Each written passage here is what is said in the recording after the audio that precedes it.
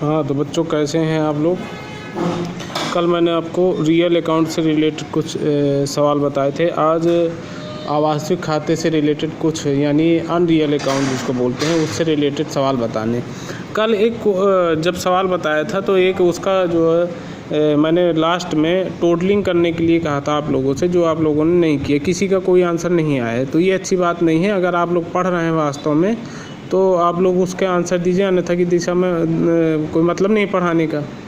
मैंने real account का जब सवाल बताया था तो उसमें टोटलिंग छोड़ दी थी और कहा था कि आप लोग जो है उसका टोटल करके मुझको बताइएगा कमेंट करके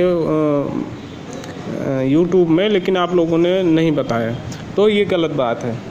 तो अब आगे से आप लोग ध्यान दिया करिए कि जो भी पूछा जाए या उसको समझिए। अगर समझ में नहीं आता तो आप निश्चिंत होके या बिना डर के, कोई दिक्कत नहीं है, आप उसमें कमेंट करके बताइए तो उसका सुधार किया जाएगा, अन्यथा टाइम बर्बाद करने के अलावा कुछ भी नहीं है। तो चलिए आज मैं आपको अनरियल अकाउंट बताता हूं, और कल मुझको पिछले सवाल के टोटलिंग के बारे में आप बताएंगे, और इस सवाल में यदि कोई चीज़ समझ में नहीं है तो उसके बारे में भी आप कमेंट करके बताएंगे। तो चलिए देखते हैं। तो आज का आपका सवाल है, देखिए, अवास्तविक खाते का नियम क्या होता है। व्यय वाहन का खाता डेबिट, आय वाला आपका खाता क्रेडिट। ये सवाल है आपका, आप नोट कर सकते हैं इसको, और वीडियो रोक के आप लिख सकते हैं। महेश ने 20,000 रुपये की पूंजी से व्यापार प्रारंभ किया।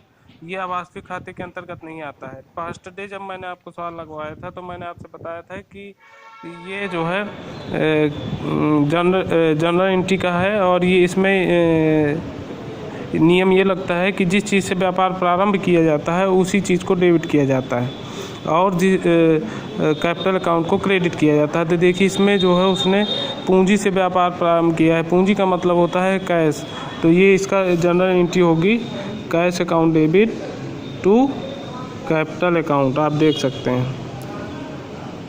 और ये पूरा प्रारूप उसी तरह से बनेगा। पहला date, particular, LF, amount debit और अमाउंट क्रेडिट।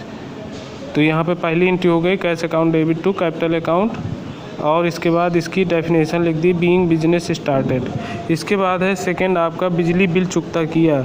तो जब बिजली का बिल चुकता कर रहा है तो इसमें यही लगेगा नियम, व्यय वाहन का खाता डेबिट। तो बिजली बिल चुकता किया तो व्यय का क्या नाम है, व्यय का नाम है आपका इलेक्ट्रिसिटी बिल, तो उसी को डेबिट कर दीजिए। तो यहाँ पे हो जाएगा electricity expenses account debit to cash account, और यहाँ पे जिस डेट में उसने किया है उस डेट को लिख दीजिए। जुलाई 1 में किया है तो जुलाई 1 में डाल देंगे डेट के नीचे, और 2,000 रुपये चुकता किया तो 2,000 रुपये डाल देंगे। नेक्स्ट है आपका किराया प्राप्त किया। तो देखिए, किराया प्राप्त किए तो आय है कि लाभ, ये आपको देखना पड़ेगा। तो ये आपका प्रॉफिट है, लाभ जिसको कहते हैं। तो अब नियम है कि व्यय वाहन का खाता डेबिट, तो जब लाभ के रूप में जो है उसको किराया प्राप्त किया है तो व्यय क्या किया होगा, तो रोकड़ व्यय की गई होगी, और लाभ किस रूप में प्राप्त हो रहा है, रेंट के रूप में। तो कैश अकाउंट डेबिट हो जाएगा और टू रेंट अकाउंट हो जाएगा, बीइंग कैश रिसीव्ड 6,000 रुपये। इसके बाद फिर तीसरा है आपका स्टेशनरी खरीदी 3,000 रुपये। तो स्टेशनरी जो है 3,000 रुपये की खरीदी है, तो इसमें व्यय क्या किया, व्यय स्टेशनरी है, जब ये खरीदेगी तो व्यय क्या करेगा स्टेशनरी खरीदने में, बताइए। तो स्टेशनरी खरीदी है तो स्टेशनरी को हम क्या करेंगे, जब स्टेशनरी ही तो आएगी, तो यहाँ पे क्या एंट्री होगी, तो यहाँ पे लेखा उल्टा होगा। यहाँ पर आपका कैश अकाउंट डेबिट हो जाएगा। क्या होगा, कैश अकाउंट ऊपर लिखा जाएगा, कैश अकाउंट इस तरह से ऊपर वाले में, स्टेशनरी वाले में ये कमीशन है, सॉरी, स्टेशनरी कहाँ आ जाएगा, स्टेशनरी नीचे लिखा जाएगा, और कैश अकाउंट आपका कहाँ चला जाएगा, ऊपर। यानी लिखा होगा cash account debit to stationery account. यहाँ पे ये गलत जो है एंट्री कर दी गई है, क्योंकि व्यय के रूप में आपने रोकड़ करेंगे तब स्टेशनरी खरीदेंगे तो cash account debit to stationery account होगा। अगर बेचा होता तो स्टेशनरी डेबिट होता। इसके बाद आपका अगली एंट्री है कमीशन दिया। तो कमीशन जब देंगे तो जो है बे होगा, तो बे का क्या नाम है, कमीशन। तो कमीशन अकाउंट डेबिट 4,000 रुपये और टू कैश अकाउंट 4,000 रुपये।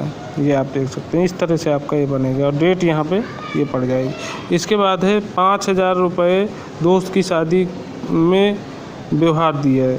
तो अब ये जो है एक घरेलू व्यय है। तो घरेलू व्यय की मैंने मीनिंग बताई थी आपकी, ड्राइंग होती है। तो इसमें व्यय का नाम चूँकि घरेलू व्यय है तो लिख देंगे drawing account debit to cash account, 4,000 रुपये डेबिट और 4,000 रुपये क्रेडिट, और यहाँ लिख देंगे बीइंग कैश पेड। चूँकि इस पेज में जगह नहीं बची थी तो इसलिए मैंने आपको इस वाले पेज में वही कर दिया है। तो इस तरह से इन सवालों को, अब आज का भी यही है कि आप जो है इसके दोनों पक्षों को टोटल करेंगे और नेक्स्ट वीडियो में इसी वीडियो में आप मुझे नीचे कमेंट्स करके बताएंगे कि आपका टोटलिंग कितना आया है। तो मुझे समझ में आएगा कि नहीं आप वास्तव में पढ़ रहे हैं। ठीक है,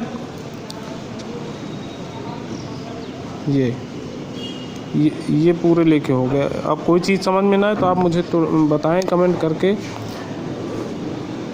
थैंक यू।